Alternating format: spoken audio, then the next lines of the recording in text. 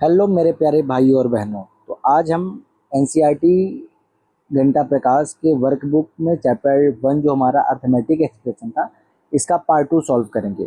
तो स्टार्ट करते हैं क्वेश्चन नंबर 10 से। क्या है question number 10? Right an expression for each of the following situation. ये हमें कुछ सिचुएशन देंगे, इसके लिए हमें कुछ अर्थमेटिक एक्सप्रेशंस लिखने हैं। ओके, तो we start with our question ए।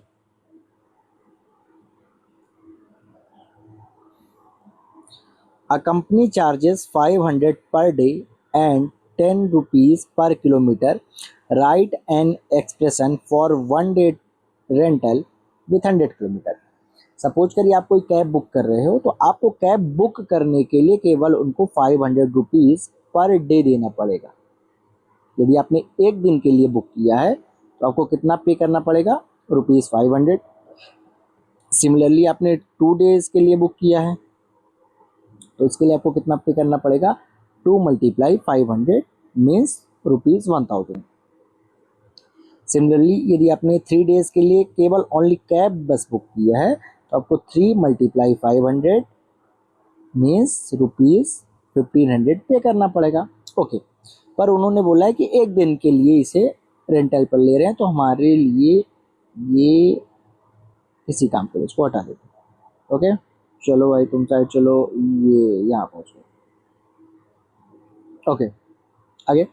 अच्छा, वो एक सिचुएशन और दे रहे हैं। वो क्या बोल रहे हैं कि आप जितने किलोमीटर आप उस कैब को ले जाओगे तो आपको 10 रुपये पर किलोमीटर देना पड़ेगा एक्स्ट्रा। ओके, सपोज करिए आपने डे 1 के लिए बुक किया है, अब उसी दिन आपने 1 किलोमीटर चला तो आपको कितना पे करना पड़ेगा? 5 मल्टीप्लाई, आपने 1 डे के लिए बुक किया था तो मल्टीप्लाई 1 प्लस 10 मल्टीप्लाई 1। क्यों आया 10 मल्टीप्लाई 1? तो 10 है पर किलोमीटर का कॉस्ट और हम 1 किलोमीटर चल रहे हैं। सपोज करिए यदि आप उसी दिन 2 किलोमीटर चले तो आपको कितना पे करना पड़ेगा? 500 मल्टीप्लाई 1 बिकॉज हम 1 डे के लिए बुक कर रहे हैं प्लस 10 मल्टीप्लाई 2। सपोज करिए आप 30 किलोमीटर चलते हैं उसी दिन तो अब आपको कितना पे करना पड़ेगा? तो 500 मल्टीप्लाई 1 प्लस 10 मल्टीप्लाई 30। आई होप आपको ये चीज़ें क्लियर हो रही है। बट हमारे क्वेश्चन में जो सिचुएशन दे रहा है वो 100 किलोमीटर का दे रहा है। तो अब मानिए कि आपने एक डे के लिए कैब बुक किया लेकिन आप चले कितना? 100 किलोमीटर, तो आपको कितना पे करना पड़ेगा? 500 मल्टीप्लाई 1 प्लस 10 मल्टीप्लाई 100। तो ये बन गई सिचुएशन का एक्सप्रेशन। क्या बन गया? सिचुएशन का एक्सप्रेशन। मैं आपको एक बार और डिफाइन कर देता हूँ। यहाँ 500 क्या है? तो 500 आया है किसी भी कैब के 1 डे का रेंटल चार्ज। 1 क्यों आया है? क्योंकि हम कैब 1 डे के लिए बुक कर रहे हैं। 10 क्या आया है? ये 10 रुपये पर किलोमीटर की कॉस्ट है। 100 क्यों आया है? क्योंकि हम 100 किलोमीटर चल रहे हैं। आई होप आपको क्वेश्चन नंबर 10 का ए पार्ट काफ़ी अच्छे से समझ में आया होगा। अब हम क्वेश्चन इसी के सेकंड पार्ट यानी बी क्वेश्चन पर मूव करते हैं। क्या बोल रहा B question? Area of rectangle with length 2 metre and breadth B metre. हमको किसी भी रेक्टेंगल का, यदि मैं आपको थोड़ा इसको डिटेल में बताऊं तो गिवन लेंथ ऑफ रेक्टेंगल कितना है? 2 metre and breadth of rectangle कितना है? B metre. हमसे पूछा है एरिया ऑफ रेक्टेंगल का फॉर्मूला क्या होगा। पहले तो आप देखो रेक्टेंगल क्या होता है, कैसे बनता है। ये रहा रेक्टेंगल। ओके, ठीक। रेक्टेंगल में ये वाला पोर्शन कहलाएगा लेंथ यानी कि ये 2 मीटर है और ये वाला पोर्शन कहलाएगा ब्रेथ यानी कि ये बी मीटर है। हमसे एरिया पूछे। एरिया क्या होता है? जितना भी कोई क्लोज्ड फिगर एरिया या स्पेस ऑक्यूपाई करता है उसको हम उसका एरिया बोल देते हैं। तो एरिया ऑफ रेक्टेंगल का फॉर्मूला क्या होता है? एरिया ऑफ रेक्टेंगल ये होता है लेंथ मल्टीप्लाई ब्रेथ। हमको इसी फॉर्मूले का इस्तेमाल करना है। ओके, तो एरिया ऑफ रेक्टेंगल क्या हो जाएगा? लेंथ की जगह पे 2 मीटर मल्टीप्लाई ब्रेथ की जगह पे बी मीटर। दोनों को मल्टीप्लाई करेंगे, 2 multiply B goes to 2 B. ये आ जाएगा एरिया। यदि यूनिट पूछेगा तो metre square, 2 B metre square. Unit नहीं पूछा तो हमको इसको दिखाने की जरूरत नहीं। तो ओनली एरिया का एक्सप्रेशन पूछा तो क्या हो जाएगा? 2b हो जाएगा। क्या हो जाएगा? 2b। एक बार मैं और आपको ये चीज़ें क्लियर कर दे रहा हूँ। 2 क्यों आया है? Because 2 is a length. Multiply b क्यों आया है? Because b is a breadth. I hope आपको ये क्लियरली समझ में आया होगा कि ऐसा क्यों होगा। ओके, ठीक। चलिए अब हम मूव करते हैं सी पार्ट की ओर। If the cost of a banana and a mango is 5 and 10 respectively, the cost of n bananas and m mangoes. Okay, हमें ये बोल रहे हैं कि एक बनाना और एक मैंगो को कॉस्ट दिया है, तो यहाँ लिख लो बनाना, BANANA, और यहाँ लिख लो मैंगो। ओके, यहाँ पे वन का कॉस्ट कितना है, एक बनाना का कॉस्ट कितना है, 5 रुपीज़ है, और एक मैंगो का कॉस्ट कितना है, 10 रुपीज़ है। ओके, ठीक। आप कितने ले रहे हो, number of fruits, number of fruits. हम बनाना कितने ले रहे हैं, बनाना ले रहे हैं हम n, और मैंगो कितने ले रहे हैं, n bananas and m mangoes, m mangoes ले रहे हैं। ओके, तो यदि सपोज करिए यदि आप एक बनाना खरीदते तो आपका कॉस्ट बनता 5 × 1, और एक मैंगो खरीदते तो इसका बन जाता +10 × 1। सपोज करिए यदि आपने दो बनाना दो मैंगो खरीदे, तो बनाना की कॉस्टिंग है 5, दो बनाना खरीद रहे हैं तो +2 +10 × 2, 10 मैंगो का कॉस्ट है, 2 मैंगो बाई कर रहे हैं।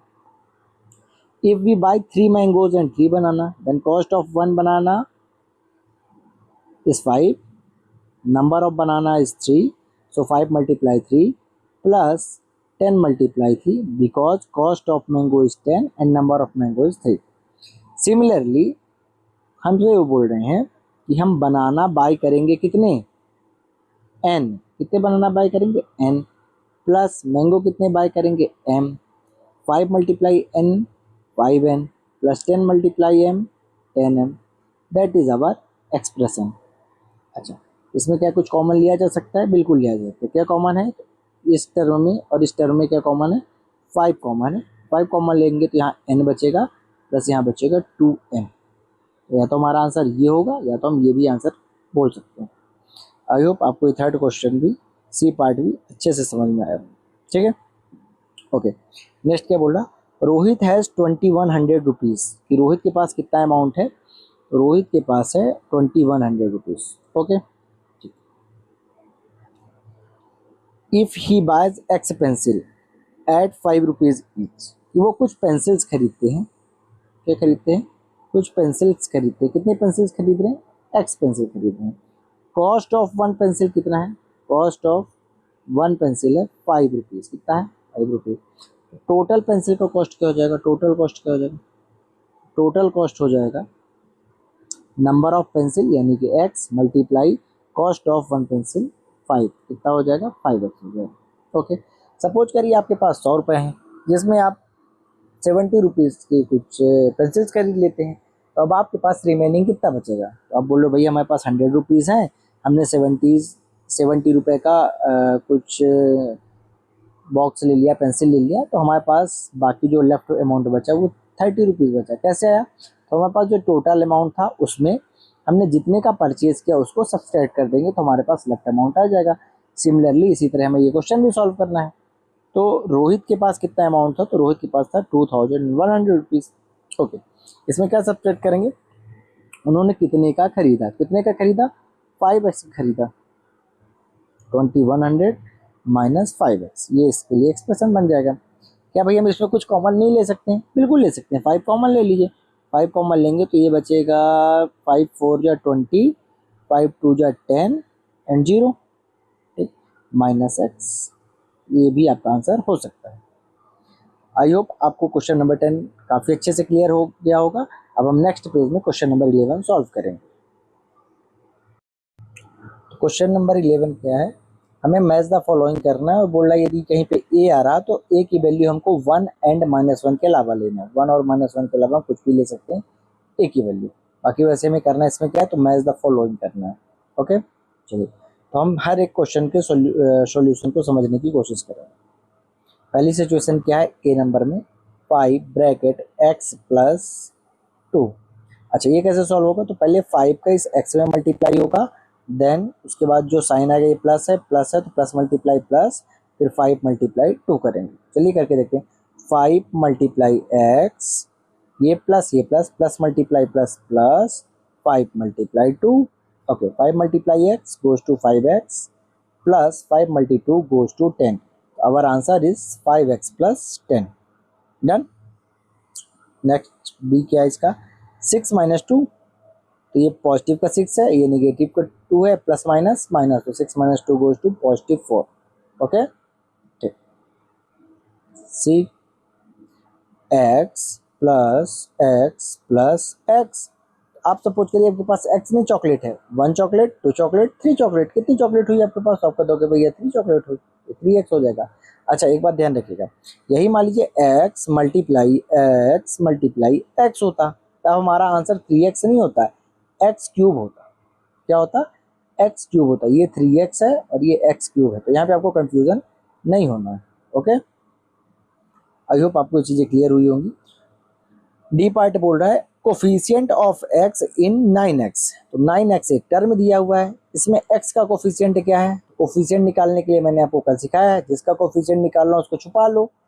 x का कोफिशिएंट निकालना है, x को छुपा लीजिए, x को हटा दीजिए, तो क्या बचा आपके पास, तो भैया 9 बैठ गया. अरे 9 आ जाएगा कहाँ, अरे ये तो चला गया, ये रहा 9.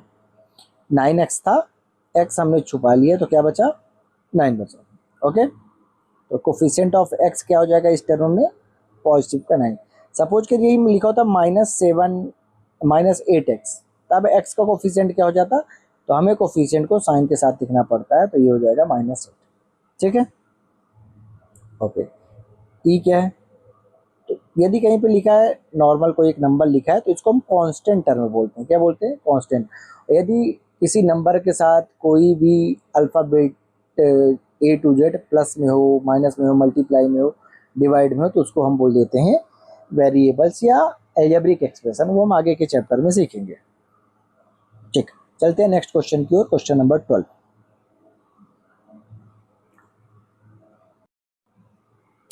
क्वेश्चन नंबर 2 में हमें ट्रू फॉल्स बताना है, पर हम इसको पूरा चेक करके ट्रू फॉल्स बताएंगे, सॉल्व करके. तो पहला क्वेश्चन क्या है, a प्लस B is equal to B plus A, represent the commutative property of addition. बिल्कुल, हमने कल पहला क्वेश्चन यही तो पढ़ा है कि जो इंटीजर्स के एडिशन होते हैं वो कम्यूटेटिव प्रॉपर्टी को फॉलो करते हैं और एसोसिएटिव प्रॉपर्टी को भी फॉलो करते हैं. कम्यूटेटिव प्रॉपर्टी क्या होता है, 2 इंटीजर्स तो उनको प्लस करना है, लेकिन उनको ऑर्डर चेंज करने पर उसके एग्जैक्ट वैल्यू में, उसके आंसर में कोई फर्क ना पड़े. एसोसिएटिव क्या होता है, 3 इंटीजर हो, a प्लस बी प्लस सी हो, इनको हम किसी भी ऑर्डर में प्लस करें, लेकिन इनके आंसर में कोई भी चेंज ना आए, तो उसको बोल देते हैं एसोसिएटिव. यदि 2 इंटीजर्स हैं तो कम्यूटेटिव, 3 इंटीजर्स हैं तो एसोसिएटिव. तो पहला स्टेटमेंट हमारा क्या हो जाएगा, ट्रू, क्योंकि इंटीजर्स का जो एडिशन होता है वो कम्यूटेटिव प्रॉपर्टी को फॉलो करता है. अच्छा, subtraction is associative in nature, कि जो किसी भी इंटीजर्स का सब्सट्रैक्शन होता है वो एसोसिएटिव इन नेचर होता है. एसोसिएटिव का तो पहली बात कि हमको 3 इंटीजर लेंगे, 6 माइनस 8 माइनस 2. अब हम इनको किसी भी ऑर्डर में सॉल्व करें तो क्या इसका आंसर सही आएगा, तो नहीं, सेम नहीं आएगा आंसर, हर बार आंसर अलग आएगा, हर बार आंसर अलग आएगा. मतलब इनका ऑर्डर चेंज करने पर इनके आंसर में चेंज आ जाएगा, तो ये एसोसिएटिव प्रॉपर्टी को फॉलो नहीं करती. आप ध्यान रखिए कि जो इंटीजर्स होता है, इंटीजर्स के जो एडिशन और मल्टीप्लिकेशन है ये फॉलो करते हैं कम्यूटेटिव को भी और एसोसिएटिव को भी, लेकिन जो आपके सब्सट्रैक्शन और डिवीज़न होते हैं ये ना तो कम्यूटेटिव को फॉलो करते हैं और ना ही एसोसिएटिव को फॉलो करते हैं. तो एसोसिएटिव को फॉलो नहीं करते, ये चला जाएगा, फॉल्स हो जाएगा. ठीक है, ओके, मूव करते हैं सी पार्ट, सी क्वेश्चन की ओर. 4 multiply 3 plus 2 equal to 20, true by distributive property. बोला 4 मल्टीप्लाई 3 प्लस 2 इक्वल टू 20 होगा क्या, डिस्ट्रीब्यूटिव प्रॉपर्टी का इस्तेमाल करके. बिल्कुल, कल हमने डिस्ट्रीब्यूटिव प्रॉपर्टी देखा था. पहले एक बार इसका इससे मल्टीप्लाई करना है, देन साइन एक्सचेंज करने हैं, जो भी साइन आएगा उसके अकॉर्डिंग, और इसका इससे मल्टीप्लाई कर देना है. 4 मल्टीप्लाई 3, ये भी पॉजिटिव ये भी प्लस, प्लस प्लस यहाँ प्लस आ जाएगा. 4 मल्टीप्लाई 2, सॉल्व कर दो, 4 3 जा 12 प्लस 4 2 जा 8 गोज टू 20, तो मतलब ट्रू है. ये हमारा फॉल्स है ना, बी नंबर, ये फॉल्स. ओके, डी पार्ट में क्या है, the expression 3x minus 4 has two term, इसमें कितने टर्म है? तो मैंने आपको बताया जितने भी आपको प्लस या माइनस के साइन मिल जाएं उससे एक ज़्यादा कर दो तो आपको नंबर ऑफ टर्म मिलेंगे। तो इसमें कितने साइन आपको दिख रहे हैं?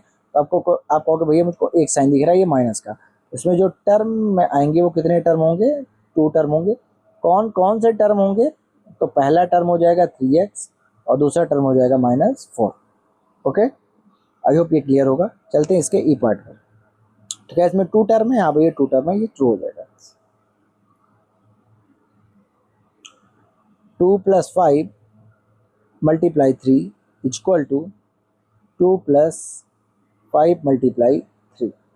क्या ये क्वेश्चन सही है? तो इसको सॉल्व करेंगे। पहले ब्रैकेट सॉल्व करते हैं। 2 + 5 कितना हो गया? 7। 7 × 3 तो ये कितना आ जाएगा? 21। अब राइट साइड वाले पोर्शन को भी सॉल्व कर लेते हैं। तो ये 2 + 5 3 जा 15, 15 + 2 कितना आ गया? 17। बताइए क्या 21 और 17 इक्वल होते हैं? नहीं भैया, नहीं भैया। तो ये क्या हो जाएगा? फॉल्स हो जाएगा।